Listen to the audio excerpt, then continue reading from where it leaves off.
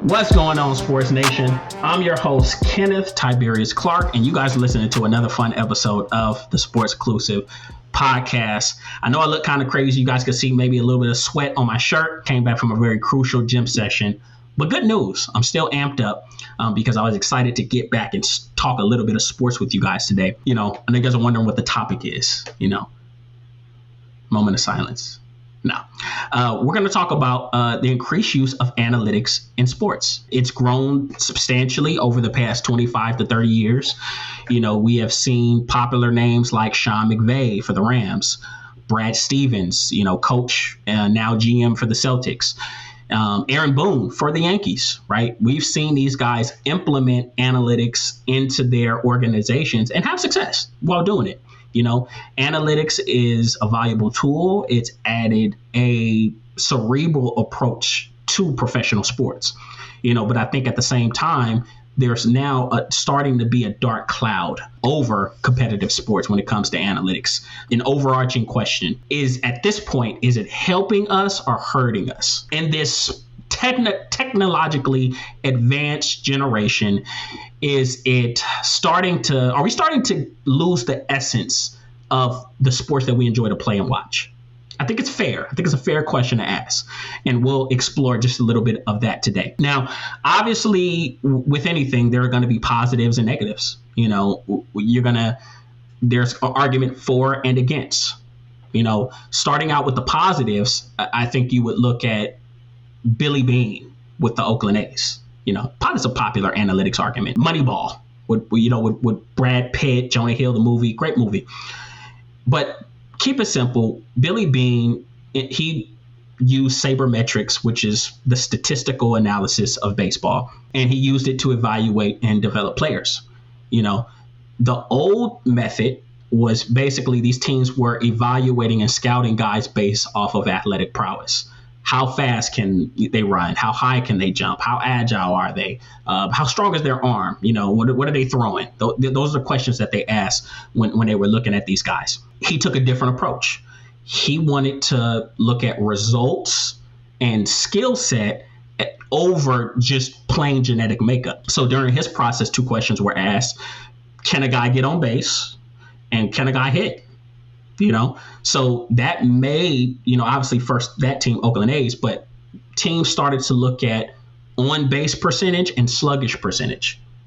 And anyone that knows just a little bit about baseball, like myself, these two things add together to make OPS, which is on base plus sluggish.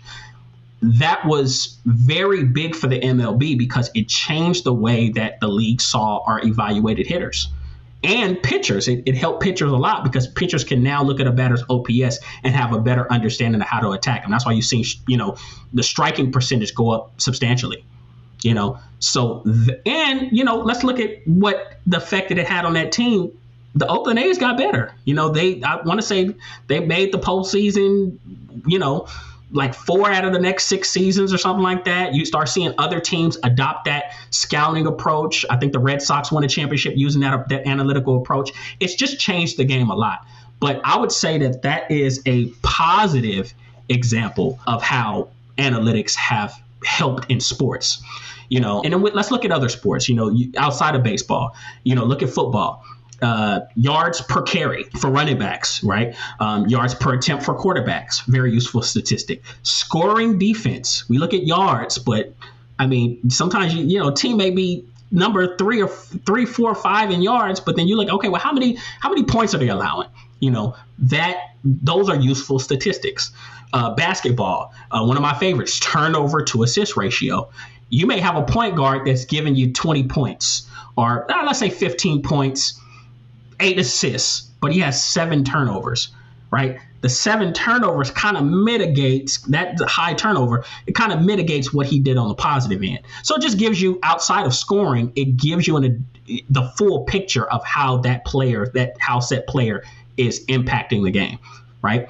So those are examples of positive statistics, I think, or positive analytics in sports. Let's look a little bit on the negative side. We just talked about basketball.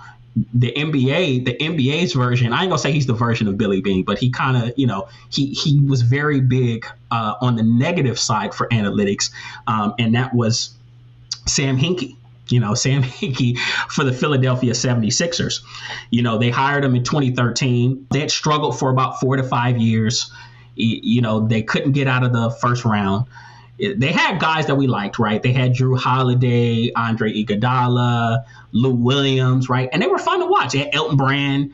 They were fun to watch, but they just couldn't. They were in the basement of the Eastern Conference. And since Allen Iverson had left in like 2006, none of these guys had developed into true stars.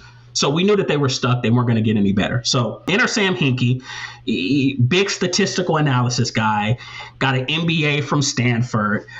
He served as like a pseudo advisor for the 49ers and Texans in the early 2000s, helping them in their scouting department. Just big numbers guy. Not the guy that you would think, okay, an NBA franchise would hire to build their team. But hence, this is the way that they wanted to go. So he had the idea, his strategy was, we're going to stock up on high draft picks and we're going to build a championship roster faster, right? If you look at the data from that time, I have to check what it is now, but the data from that time, about between 70 to 80% of the league's all NBA players, they were all top 10 draft picks, right? And I want to say a good 50 to 60% were top 5 picks. So this was something that he used to build his strategy towards building a team. And, it's only 2 ways to accomplish this thing. You're either going to trade away good players or you're going to lose. And I think the losing, he kind of knew that there was going to be a lot of losing. That's why you heard him coin that phrase, trust the process. So whenever Philly fans get frustrated or people in Oregon, hey, trust the process, right? I'm going to start using that, by the way.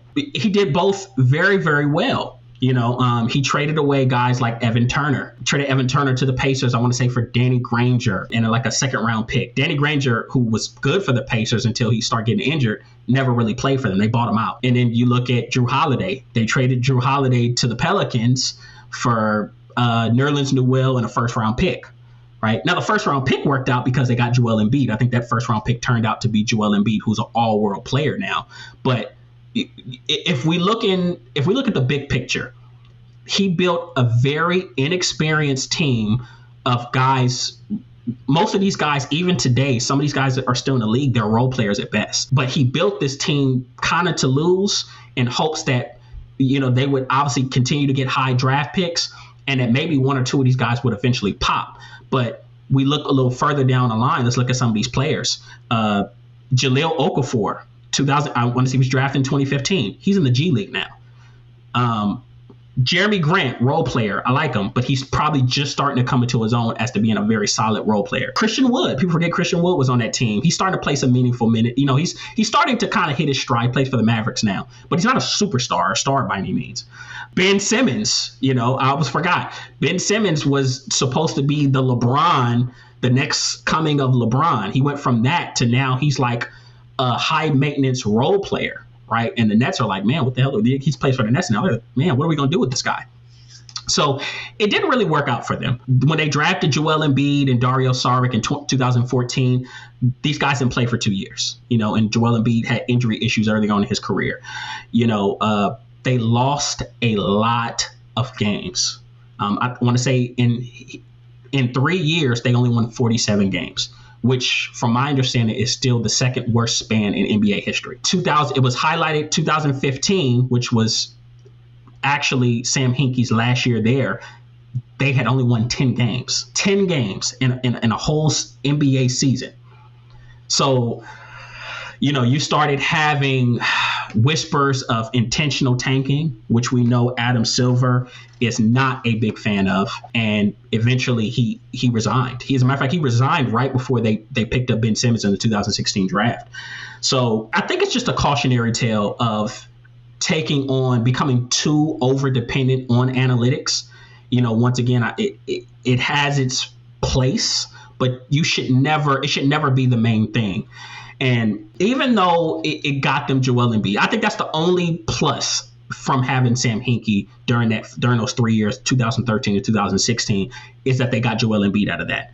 outside of that, it wasn't a success. They never won a championship. And most of the guys that they drafted are gone. They're all gone, and they're at best role players. Like, not even Dario Saric is with them. He plays for the Thunder now, but people forget it was very detrimental to their organization, not from only from a fan base standpoint, but from just a morale standpoint. They felt like they didn't have enough true basketball guys in the building. They had that 2015 season, they had to bring in Mike D'Antoni to come there and be like an associate, an advisor, an associate head coach, whatever you wanted to call them, just to get some more basketball guys in there to help out Brett Brown. So once again, you never want to become too over dependent on analytics. There are, I think, a lot of people that share that same sentiment when it comes to analytics in professional sports. My favorite example, and we kind of switched to football on this one, is American football.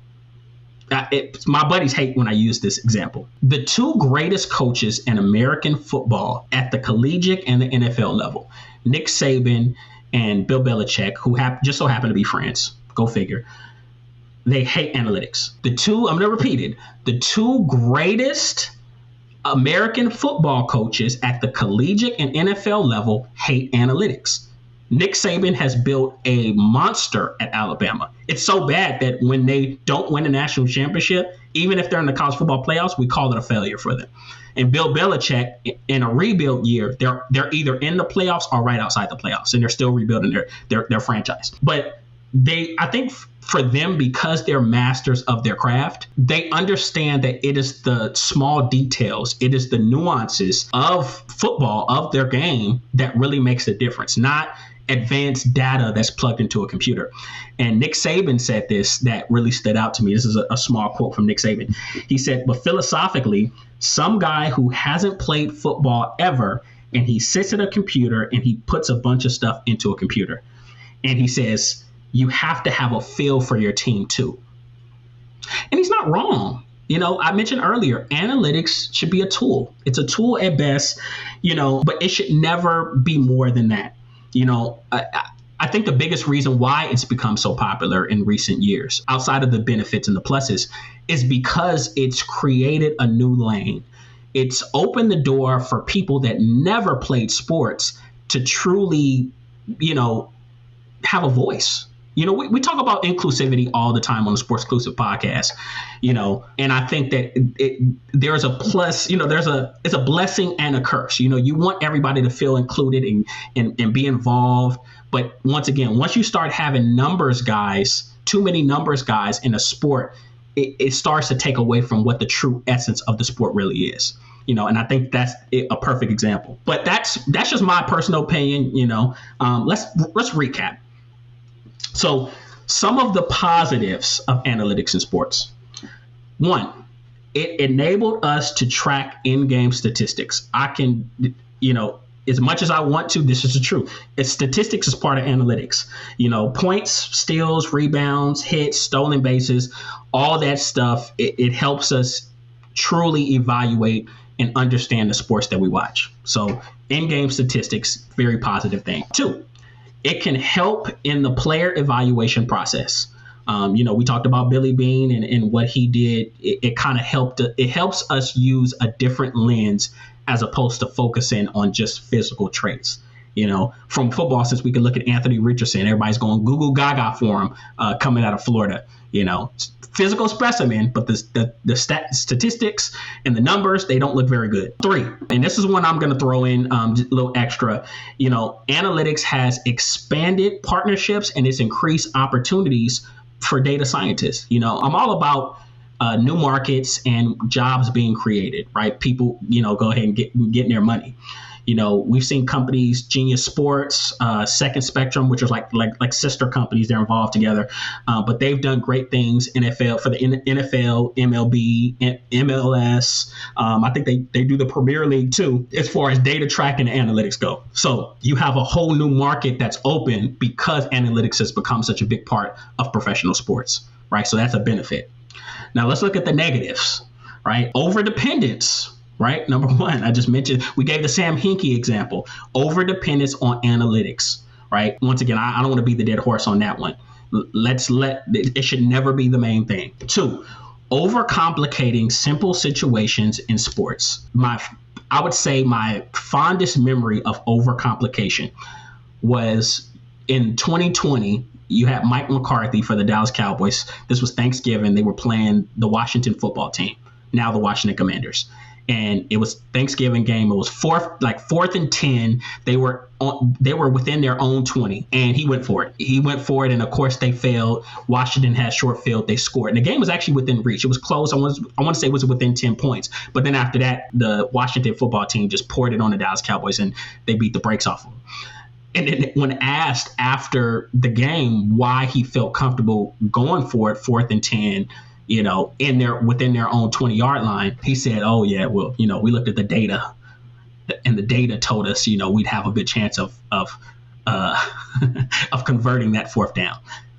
And everybody was just like, "Man, like, this is crazy. This is Mike McCarthy. This is a guy that's won a Super Bowl championship, and now he's becoming a little bit analytics happy," right? So that was just a big example, and I was sick. So then 3, and obviously this is something that I've said earlier. We have an influx of perceived experts that don't truly have a feel for the game.